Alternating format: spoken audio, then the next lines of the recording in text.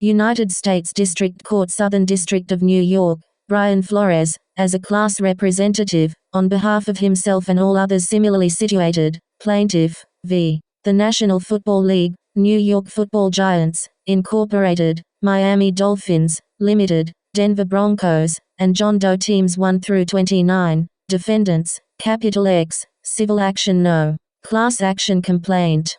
Jury trial demanded, capital X, sorry, I fucked this up. I double-checked and misread the text. I think they are naming Brian Dabble. I'm sorry about that. BB, Bill Belichick informing plaintiff Brian Flores, 3 days before his interview with the New York Giants that Brian Dabble had already been selected for the job. Morals cannot be legislated, but behavior can be regulated. The law cannot make an employer love me, but it can keep him from refusing to hire me because of the color of my skin. Dr. Martin Luther King Jr., Preliminary Statement, 1. As this class action complaint is filed on the first day of Black History Month, we honor the brave leaders that fought so hard to help break down racial barriers of injustice. Martin Luther King Jr., Harriet Tubman, Rosa Parks, Frederick Douglass, Jackie Robinson and Mamie Till, to name only a few. 2. Unfortunately, however, there is so much more to be done. While racial barriers have been eroded in many areas, defendant the National Football League NFL or the League lives in a time of the past. As described throughout TH's class action complaint, the Case 122 CV00871 Document 1 filed the 2nd of January 2022 page 1 of 58, 2 NFL remains rife with racism, particularly when it comes to the hiring and retention of black head coaches, coordinators and general managers. Over the years, the NFL and its 32-member organizations, the teams, have been given every chance to do the right thing. Rules have been implemented, promises made, but nothing has changed. In fact, the racial discrimination has only been made worse by the NFL's disingenuous commitment to social equity. 3. As such, in the face of the risks associated with combating racism and injustice, and in particular standing up to organizations as powerful as the NFL and its teams, Mr. Flores has determined that the only way to effectuate real change is through the courts, where the NFL's conduct can be judged by a jury of Mr. Flores' peers, a judgment that is long overdue. 4. In certain critical ways, the NFL is racially segregated and is managed much like a plantation. Its 32 owners, none of whom are black, profit substantially from the labor of NFL players, 70% of whom are black.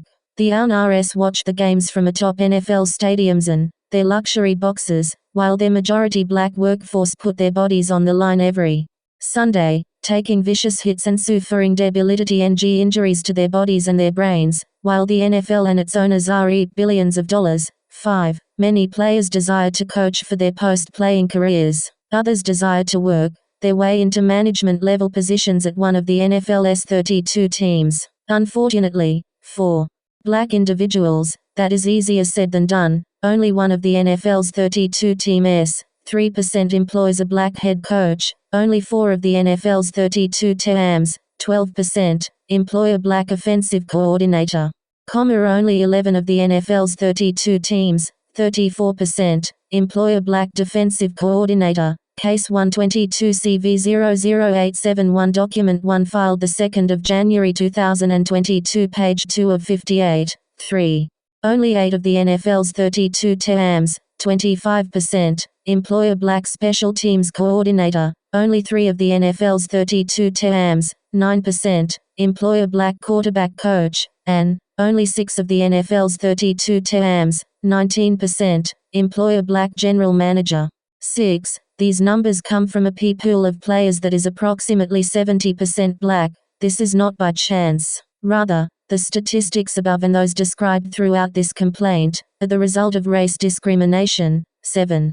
The NFL has effectively conceded this point. Troy Vincent, the NFL executive vice president of football operations, recently stated with regard to black head coaches, there is a double standard, and we've seen that. And you talk about the appetite for that's acceptable. Let's just go back to Coach Dungy was let go in Tampa Bay after a winning season. Coach Wilkes, just a few years prior, was let go after 1 year. Coach Caldwell was fired after a winning season in Detroit. It is part of the larger challenges that we have. But when you just look over time, it's over-indexing for men of color. These men have been fired after a winning season. How do you explain that? There is a double standard. I don't think that is something that we should shy away from, but that is all part of some of the things that we need to fix in the system. We want to hold everyone to why does one, let's say, get the benefit of the doubt to be able to build or take bumps and bruises in this process of getting a franchise turned around when others are not afforded that latitude. Ever seen that in history at the professional level 1-8. Similarly, Jonathan Bean, the NFL Senior Vice President and Chief Diversity and Inclusion Officer, stated, "Any criticism we get for lack of representation at the GM and head coach positions, we deserve. We see that we're not where we want to be. We have to do much better. We're for QCNG on all roles at 1C Mask, Mark, senior NFL official, double street-handed for black coaches when it comes to keeping jobs." The Washington Post, January 11, 2022, available at https://washingtonpost.com/2022-01/11 Black NFL coaches firings Troy Vincent, Case 122 CV00871 Document 1 filed 2 January 2022 page 3 of 58. 4. The league, and all these roles are key roles, but certainly at the top of the house, general manager and head coach. That's the responsibility of the NFL to make sure that we are representing our current fan base and we're representing those that are in the league today. And if you look at it right now, we're grossly underrepresented too. 9. Perhaps worst of all, in connection with its distribution of settlement monies to retirees who suffer from traumatic brain injury. The NFL insisted on applying so-called race norms. Put simply, the NFL took the position that white people simply have better baseline cognitive function than black people. This is the very definition of racism, the assumption that someone is not as smart as another person because of the color of his or her skin. It also perhaps explains why the NFL and its teams are so loath to hire black head coaches, coordinators and general managers, GMs, just as for years the league discriminated against black quarterbacks. 10. These are literal admissions of liability and fault on the part of the NFL and its owners, and yet no meaningful remedial action has been taken to remedy this recognized discrimination. 11. Even when black candidates get hired for head coaching positions, a rarity, they are discriminated against in connection with the terms and conditions of their employment and compensation and terminated even as far less successful white head coaches are retained. Moreover, black head coaches are far less likely than white head coaches to receive second chances even as white head coaches are routinely hired by teams even after they fail elsewhere. 12. It has been nearly 20 years since the NFL implemented the Rooney Rule, purportedly to try to combat the utter lack of black head coaches in the NFL. As first, 2C NFL executives expect more black coaches to be hired. The Associated Press, January 15, 2022, available at https://pittsburgh.cbslocal.com 15 January 2022 NFL executives expect more black coaches to be hired. Case 122 CV00871 Document 1 filed 2 January 2022 page 4 of 58.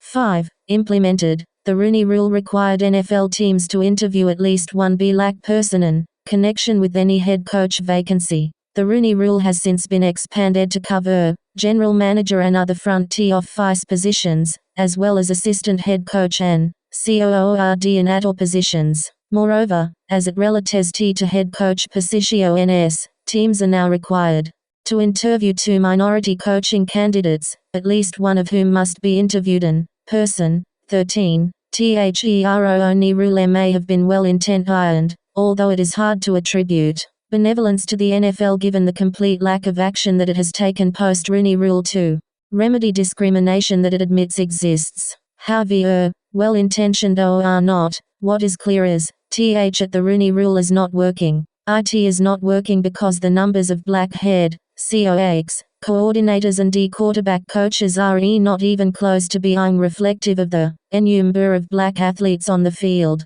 The Rooney Rule is also not working because management is not doing the interviews in good faith, and it therefore creates a stigma that interviews of black K candidates are only being done to comply with the row on e-roulette rather than in recognition of the talents that the black candidates possess. 14. In January 2022, Mr. Flores, who spent 3 years as the head coach of defendant Miami Dolphins, Limited, Tehe Dolphins ORR Miami, found himself without a job. He was fired by the Dolphins after leading the team to its first CK2 BAC winning season since 2003. The purported basis for his termination was alleged poor collaboration. In reality, the WR rating had been on the wall since Mr. Flores' first season as head coach of the Dolphins, when he refused his owner's directive to tank for THE first pick in the draft FT. Indeed, during the 2019 season, Miami's owner,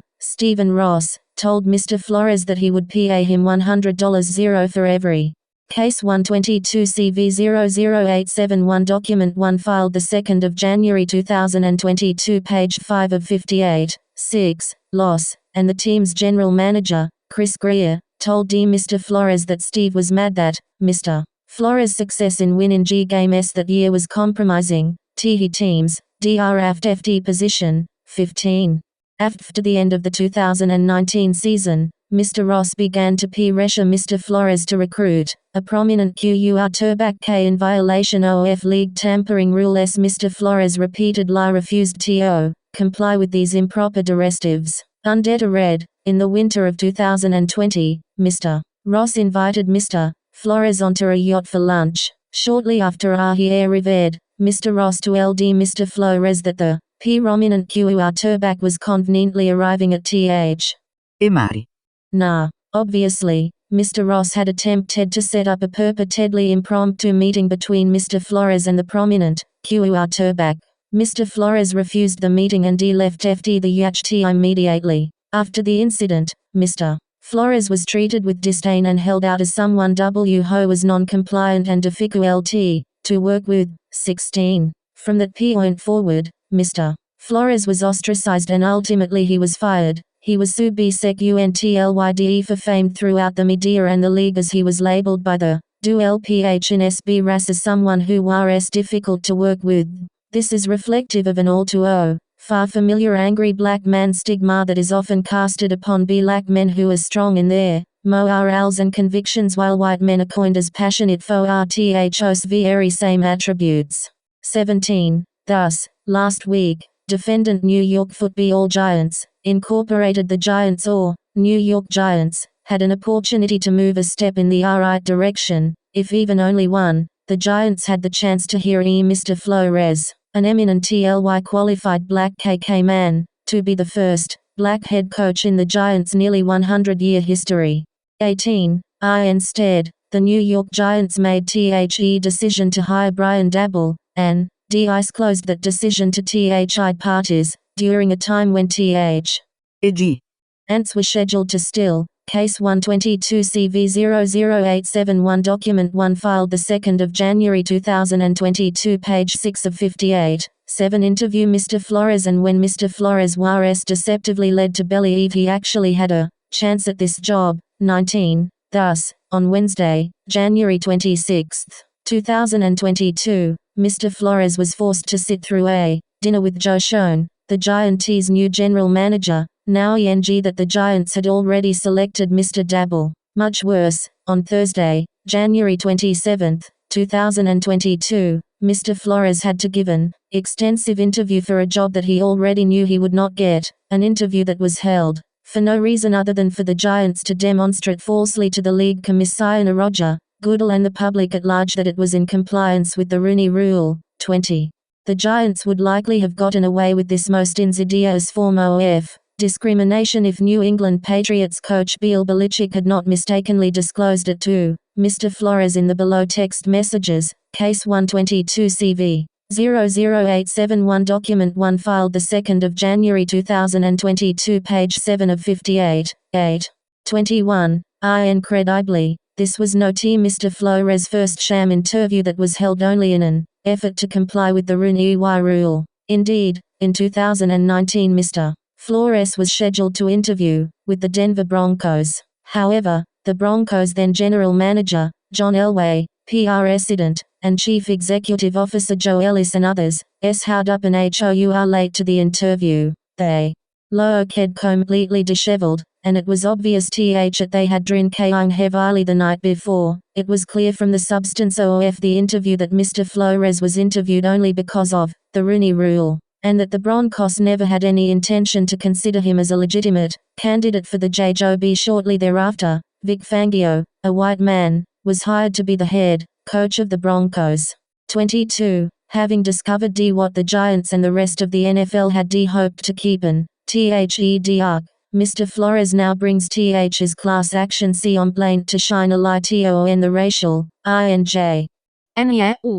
Stices at take place inside the NFL R&D to effectuate real change for the future. 23. Among the other relief sought, Mr. Flores seeks the following injunctive relief. Increase the influence of black individuals in hiring and termination decisions for general manager, head coach and offensive and defensive coordinator positions. Ensure diversity of ownership. By creating and funding a committee dedicated to sourcing black investors to take majority ownership stakes in NFL teams. Ensure diversity of decision-making by permitting select black players and coaches to participate in the interviewing process for general manager, head coach and offensive and defensive coordinator positions. 2. Increase the objectivity of hiring and determination decisions for general manager, head coach and offensive and defensive coordinator positions. Case 122 CV 00871 Document 1 filed 2 January 2022 page 8 of 58. 9. Require NFL teams to reduce to writing the rationale for hiring and termination decisions, including a full explanation of the basis for any subjective influences, for example, trust, personality, interview performance, etc. Require NFL teams to consider side-by-side comparisons of objective criteria, such as past performance, experience and objective qualifications. 3. Increase the number of black offensive and defensive coordinators. Create and fund a training program for lower-level black coaches who demonstrate an aptitude for coaching and an interest in advancing to a coordinator position. Incentivize the hiring and retention of black general managers, head coaches and offensive and defensive coordinators through monetary, draft and or other compensation such as additional salary cap space, and complete transparency with respect to pay for all general managers, head coaches and offensive and defensive coordinators. 24. Defendant's conduct has violated Sect. 1981 of the Civil Rights Act of 1866. Section 1981, the New Jersey Law Against Discrimination, NJLAD, the New York State, Human Rights Law, NY, Exec. Law 290 et Sec., NYSHRL, and the New York City, Human Rights Law, New York City, Admin. Code 8101 et Sec.,